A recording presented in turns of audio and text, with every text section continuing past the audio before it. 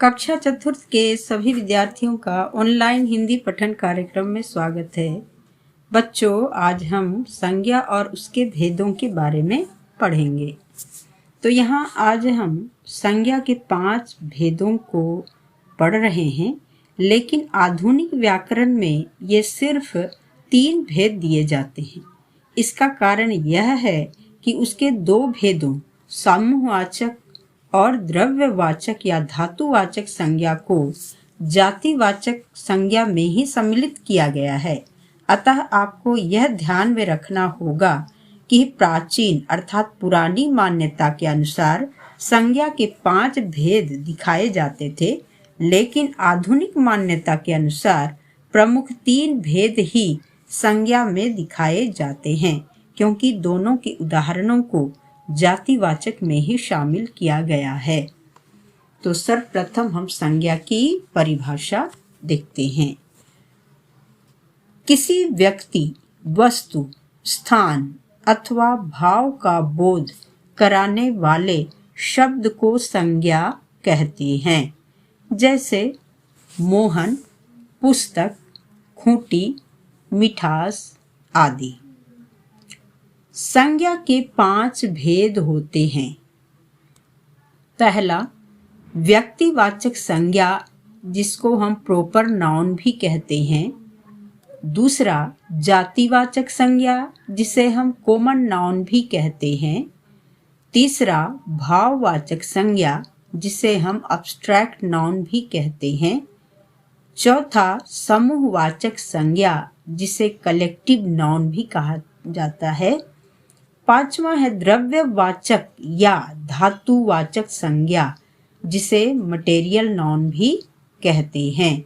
तो हम एक एक करके सभी भेदों की परिभाषा और उनके उदाहरणों को भी देखेंगे।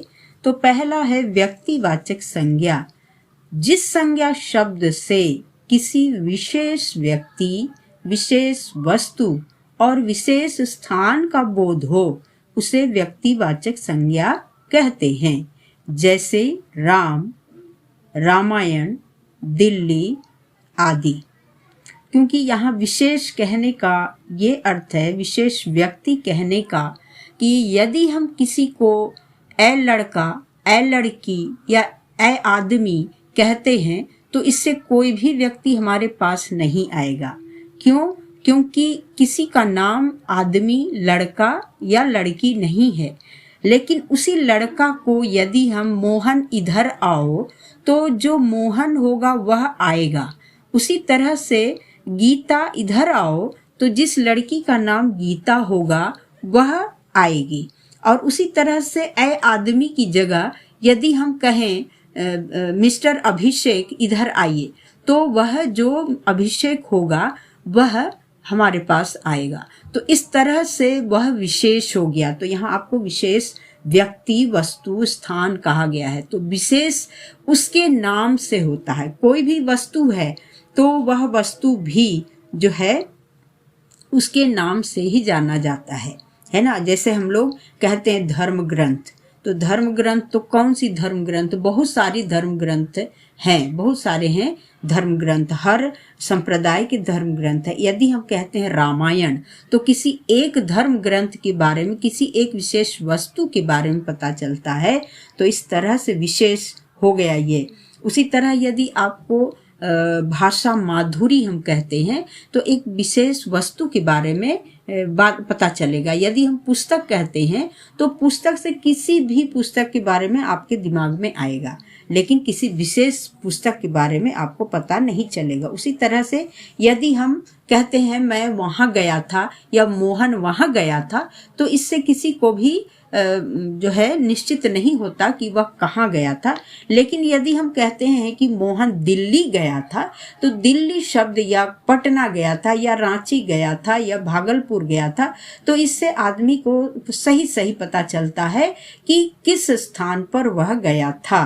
तो इसीलिए ये नाम जो है आपको विशेष हो जाते हैं। अब दूसरा नंबर है जातिवाचक संज्ञा, जिसको कॉमन नाउन भी कहते हैं। तो जिस संज्ञा शब्द से किसी विशेष व्यक्ति, वस्तु या स्थान की सभी जातियों का बोध होता है, उसे जातिवाचक संज्ञा कहते हैं। जैसे मनुष्य, मनुष्य एक जाति का नाम है। तो मनुष्य एक जाति है जिसके अलग अलग जो है उसमें भेद हैं।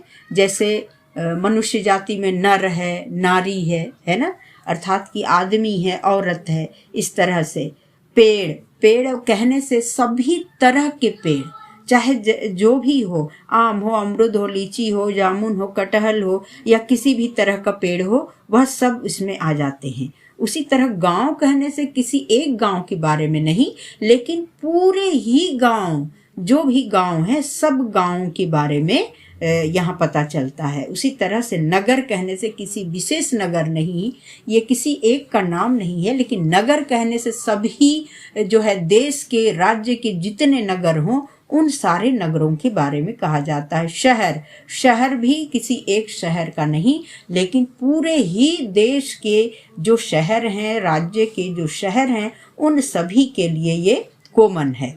उसी तरह से लड़का कहने से भी लड़का की सभी जातियों के लिए, लड़की कहने से लड़की की सभी जातियों के लिए ये प्रयोग होता है। उसी तरह कलम, कलम जैसी भी हो, लाल कलम हो, सफ़ेद कलम हो, काली हो, तो कोई भी कलम हो, लेकिन ये कलम की एक ही अर्थात कि सभी जातियों के बारे में बताया जा रहा है। उसी तरह से गाय, गाय एक पशु की जाति है, तो है चाहे काली हो, लाल हो, है ना। जब तक हम इसका कोई नाम नहीं कहते, यदि गाय का हम कहते हैं कि मोती गाय, तो मोती शब्द आपको व्यक्तिवाचक हो जाएगा और गाय शब्द आपको जातिवाचक हो जाता है। उसी तरह पक्षी, पक्षी कहने से किसी एक पक्षी के बारे में पता नहीं चलता, लेकिन यहाँ पर जितनी भी तरह के पक्षी हैं, चिड़िया हैं, उन सारी चिड़ियाओं का यहाँ पर आपको जो है नाम आ जाता है। उसी तरह से पहाड़, पहाड़ ऊंची हो, नीची हो, या थोड़ी कम ऊंचाई की हो, बहुत ज़्यादा ऊंचाई की हो, तो सभी तरह के पहाड़ों का इसमें आपको आ जाता है।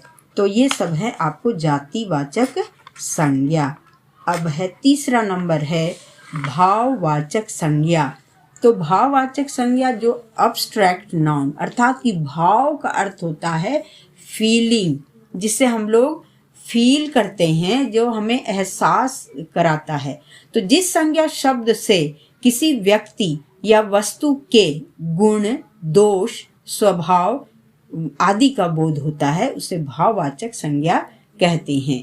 जैसे बचपन, बचपन अर्थात कि बच्चा से बचपन हो जाता है, बच्चे का बचपन बड़ा अच्छा होता है। उसी तरह बुढ़ापा, कोई व्यक्ति जब एजेड हो जाता है तो वो बुढ़ापा, अर्थात कि ये सब चीज़ें हम देखकर फील करते हैं, जो चीज़ें दिखाई नहीं, कोई चीज़ नहीं होती ऐसी, लेकिन हम आदमी को देखकर महसूस करते हैं। उसी तरह सच्चाई, अगर किसी व्यक्ति में सच्चाई है तो वह चीज़ दिखाई नहीं पड़ती, लेकिन हम उसे महसूस करते हैं। जैसे कोई सच बोलता है तो उस सच बोलने वाले को हम कहते हैं इसके अंदर सच्चाई है। उसी तरह से ईमानदारी, ईमानदारी किसमें है, ये उसके व्यवहार से पता चलता है। तो उसी तरह से कुरूपता, कुरूपता भी हम लोग महसूस करते हैं किसी को देख करके, है ना। तो इसी तरह वीरता, वीरता भी किसी के जो है व्यवहार को देखकर, किसी की बहादुरी को देखकर हम पता करते हैं उसकी वीरता को, है ना। तो ये भाववाचक संज्ञा के उदाहरण हैं। अब चौथा नंबर है आपको समूहवाचक संज्ञा। तो जिस संज्ञा शब्द से किसी समूह या झुंड का बोध हो, उसे समूहवाचक संज्ञा कहते हैं। समूह अर्थात कि जहाँ पर बहुत सारे लोग होते हैं, एक या दो नहीं, झुंड भी उसी को कहते हैं। तो जैसे कक्षा, तो एक कक्षा जो होती है, उस कक्षा में एक व्यक्ति, एक बच्चे के लिए नहीं होता बैठने का, उसमें 50 बच्चे, 60 बच्चे या 40 बच्चे के लिए वहाँ बेंचेस होते हैं, तो उतने बच्चे वहाँ बैठते हैं। उसी तरह से सभा, सभा जो होती है एक आदमी से सभा नहीं होती, लेकिन वहाँ पर अनेक व्यक्ति गैदर होते हैं, अनेक व्यक्ति जमा होते हैं, जो जहाँ पर सभा होती है, मीटिंग होती है।